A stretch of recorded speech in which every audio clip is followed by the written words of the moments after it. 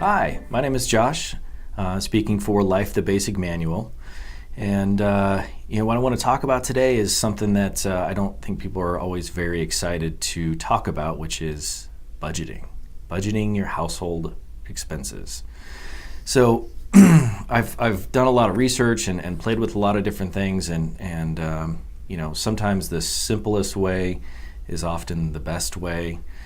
This is what I've done in my life to balance my household finances and know where my money is going. So I want to share that with you today. So this is really for people that have no budget, have nothing laid out. They may be struggling to know where their money's going. So what I've come up with is I'm going to talk about 3 different categories for your money. We all work really hard and we want our money to do good for us. So kind of going by these 3 categories will get you on the road to maybe a little better financial prosperity in the future. So out of these categories, fixed expenses is the first category. There's a flex category, and there is a goals category. So your fixed expenses, the easiest explanation I have for this is if you have anything that has a due date, whether that's a monthly due date or something you pay just once a year, but it has a due date. So what falls into this category, rent or mortgage, car payments, car insurance, gym memberships, things like that. Things to keep in mind with the fixed expenses, things that maybe only happen once every 6 months or things that happen once a year. I know here in Las Vegas, car registration is exorbitantly expensive. So it's something that I have to factor in, even though it's due only once a year. I factor it in as a monthly thing so that when it comes due, it's not this huge crisis. So the goals oriented.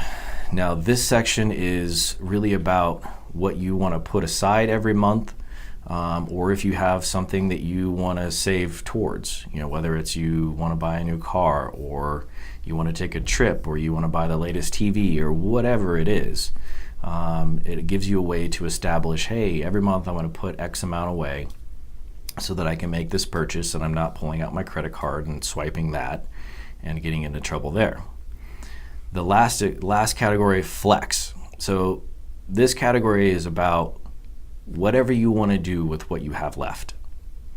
So you've got a good Starbucks habit going, or you want to get your hair done every 2 weeks, or whatever it is. This money is for you to do with whatever you want. Now, how do you figure out how much to put into each category and what goes on? So my suggestion is this.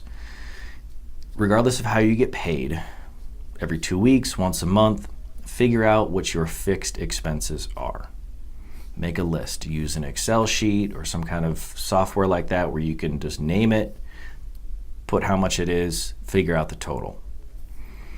From there, compare that to what your net income is. So how much your paycheck is after taxes, after health insurance comes out.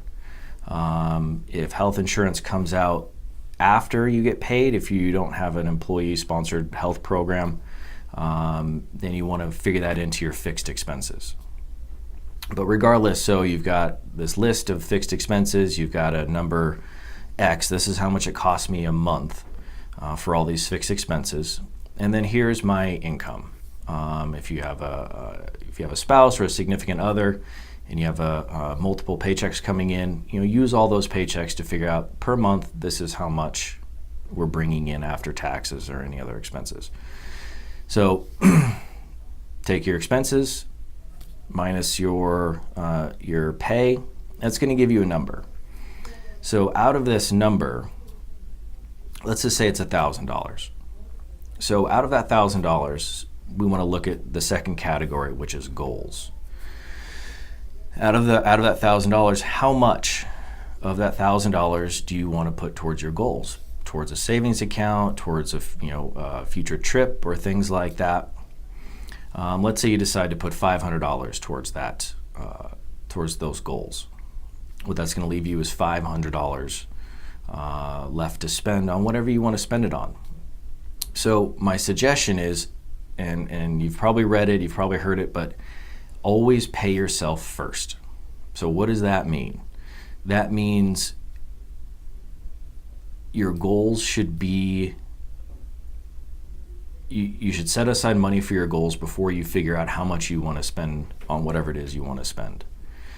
It's really hard to reach these goals if you're out spending more than you're actually putting aside. Now, it's easier said than done, but by setting things up this way, it gives you a really good look at kind of what these categories are and where you can make moves if you have to. How it benefits me is that by doing this, I can look and say, okay, hey, I want to buy a new car. My car payment for a new car is going to be X. How does this figure into these categories that I have? Is this really going to pinch me so that I don't have a lot of money to spend on other things, on lattes and haircuts and whatever?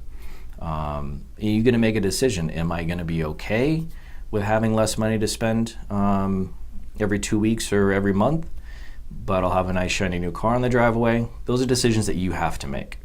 Additionally, is that if you're a dual income household and your significant other loses their job, you can quickly look and see how this is going to impact your budget, and you can start looking at ways to trim things down and see really what it's gonna. Are you going to be able to make it on just one, or something else going to have to happen in order for you to meet your financial goals?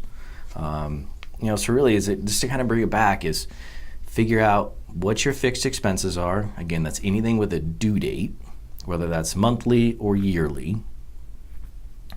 Goals, so how much money you want to put into savings, how much money you want to put aside for some other kind of activity or larger purchase, and then your flex. Spend your flex however you want. There's no real percentages that I typically go by. You can get certainly more sophisticated in this, and looking at your flex account and how much of your flex is going towards what and things like that. But again, this is about, hey, I don't have a budget, I want to get something set up. Looking at this stuff makes me really anxious and uncomfortable. I don't know where to start, and that's what this is for.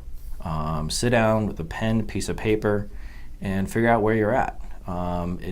If something happens, which that's what life is about, things happen, how you can maneuver through those things that could otherwise cause financial calamity. I've done this because I'm a person in long-term recovery. When I found recovery, my finances were in disarray. So it was really important for me to not repeat what I'd done in the past and do something for myself going forward that allowed me to understand and reach my goals and pay my bills and do the stuff that's important for us to do. But hope you got something out of this, and that's all I got. Thanks.